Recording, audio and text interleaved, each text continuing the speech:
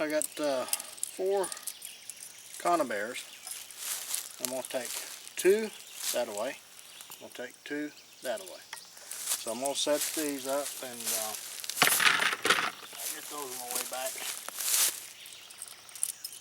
But anyway, let's go set them up. Alright, I found a log that's over the slough here. And the problem is I could block off one side, but I don't think that that's the best way to do this. I think I should set both traps, one on one side and one on the other side. And I'll show you why. Because they are crossing it to get on this other side over here. There's all kinds of scat on this log, so I may get a double on this. So we're going to set them up here. Okay, here's the first one. I placed a log over the top. I got the chain tied off on the tree here in case it gets a leg caught, which is doubtful. Blocked in all of this so that that's the only place he has to go. So hopefully we'll put a few more in here and kind of block it a little bit more. But that's where he needs to go.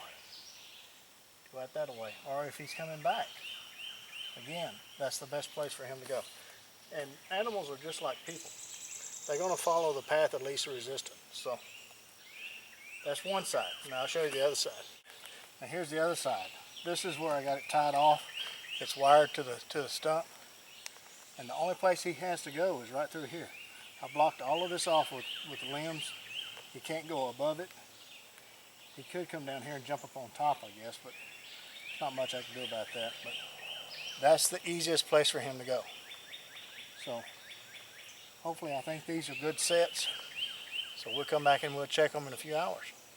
So it being so hot as it is, you don't want to set them out too long without checking them, because you don't want your meat to spoil. So, and all I did was I just put the conibear over a limb and just set it down in there. And it's pretty stout. Now, if I had hip waders on, yeah, I would go in there and set some traps, but I don't. Now, right there on that tree where it's leaning is where I caught one squirrel last Thanksgiving, but something ate him. It didn't fall. If they don't stay hanging from a tree, something will eat them, and it may have been another squirrel. Squirrels will eat other squirrels.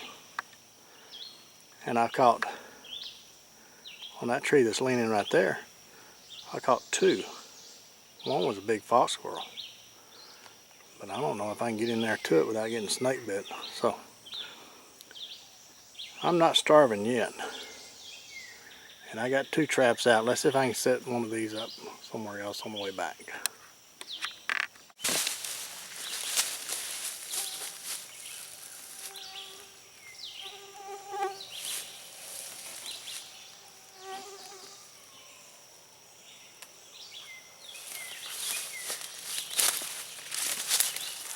They see the ground where the squirrels have been digging in the ground, so I guess they got some acorns buried in here. So I'm going to set up a squirrel pole here and put one of my traps here. See what happens.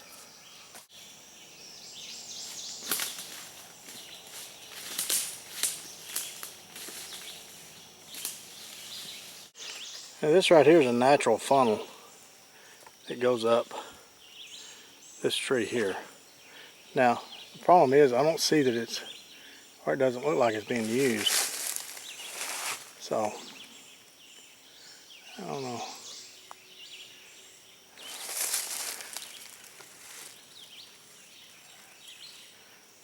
There might be a few little scratches right there. I'll set one up just a few days, see what happens. Alright. It's about as easy as you can get right there. I mean, I didn't even disturb the natural run. The limb that I used was already there like that, and I just took it over and tied it to the tree, or wired it to the tree. So the problem is it's maybe 40 yards from the camp, 30, 40 yards. A boat right there. So we'll see. We got them set, so we'll see what happens. Okay, we got our traps working for us. Got 4 set. They're conibears, so they're, I think the ratio with conibears versus primitive traps is about 4 to 15 primitive traps. 4 conibears to 15 primitive traps. Because, I mean, you can set those things up in so many different ways. I highly recommend throwing some of those in your bag. I mean, they're worth their weight. I really do think they are. And if you could stand some 160s. All I have is 110s, but if you get some 160s, I mean, they'll catch some decent coons with 160s or even 220s. You can catch anything up to. I wouldn't try to catch a beaver with one, but they have been known to catch them. So a great piece of kit. Hopefully we'll have some success with those, and I can live another day. That's the name of the game, is surviving that day and the next day. So I'm gonna rehydrate. Oh, it's humid. It is humid. We got storms coming in, so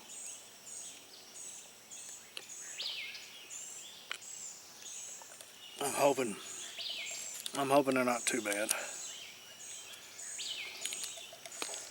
I'm gonna get in my little tarp here and wait it out if it do. I was gonna go hog hunting, but you know, we'll see. It's only 8 o'clock, so we'll see what happens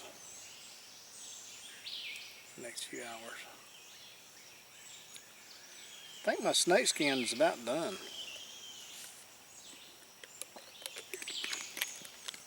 Let me get it, I'll show you. See how yellow it looks?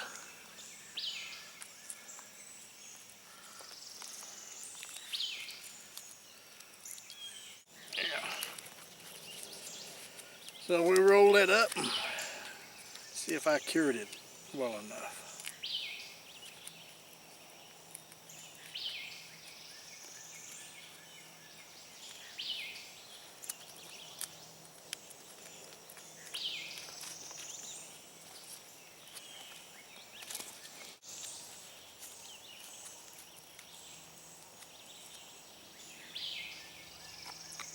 There you go. Been sitting around camp and just going around and looking at different plant life and trying to identify it. I haven't been able to figure out what this one is yet. It's not sweetgrass. It smells good, but it's got, when you cut it, it's got a little red tint to it after a while, after it hits the air. But I don't know what it is. It's got the little arrowhead shaped leaves. So anyway, it's not an edible plant. I hadn't found it in here, so it may be a medicinal plant. Hey, we'll look at that and see. Maybe it is. I mean, it's just everywhere. In the swamp, they're growing all over the place.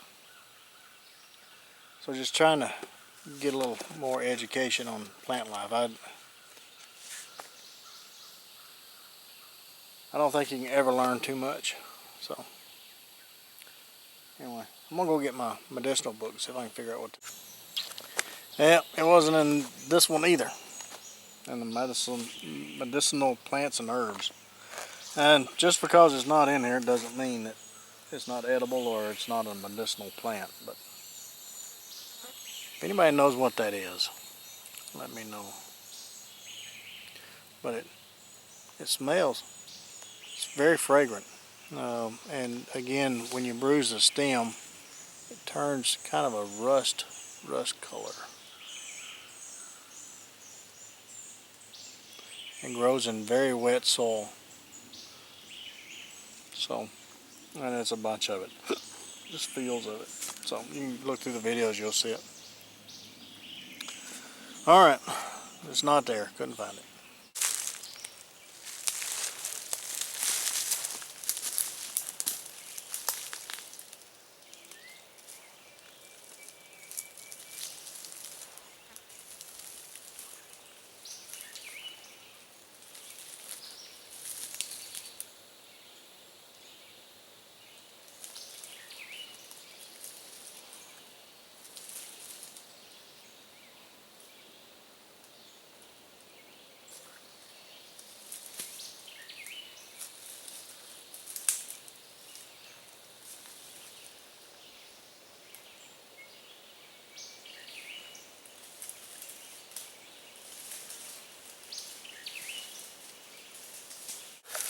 I jumped up a rabbit and he went in a hole back over there. So if I really needed him, I could take a stick, a little forked stick, run down in the hole and probably twist him out. Just grab his fur and pull him on out. But we don't need him. That's the hole he went down into. So, I mean, I could put up a trap here, a snare to catch him. But it being almost June, he probably has wolves. His neck, which is just worms, and they're not as good when they have that. So we'll probably just leave him alone. Well, when you find something in the woods that's perfect for your punkwood fire, grab it. Yeah, I think that would last a while.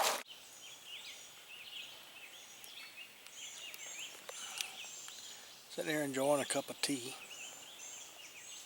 A spot of tea, as the Brits would say. And kind of thunder a little bit behind me. Rumbling a little bit. A little dark cloud back over there. Still humid.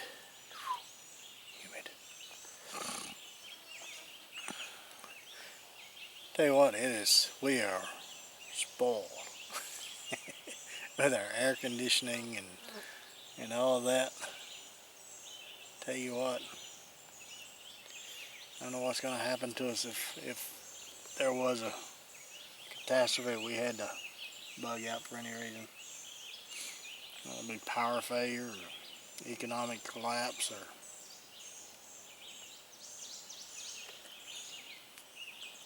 I tell you what, that would not be fun. I like my air conditioning. Just ask those people with hurricanes, and Andrew and Katrina and all that was without power for weeks during August. Man, I tell you what, your body had to get climatized pretty quick. I'm sure there was many people who died from heat exhaustion because of just wasn't used to it. We have become a cream puff society, me included. And it's a shame. We are spoiled. So on it now. If you don't have it, go get it.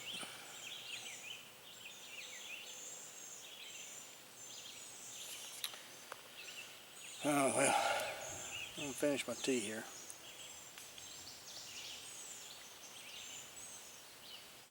It starts flooding. Oh, this river's already up pretty high.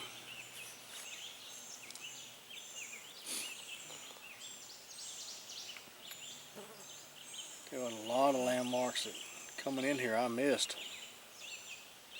The river's up so high.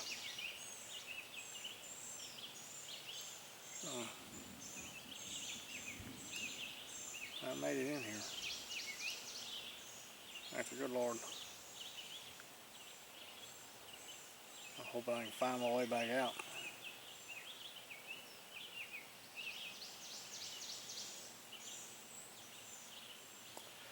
But that's in a few days. So, I enjoy my tea. Cheers. And we'll see if the rain makes it in. Get back. Well, we're going to test out the gear. It's raining. That's good. Maybe we'll test it out, see what works.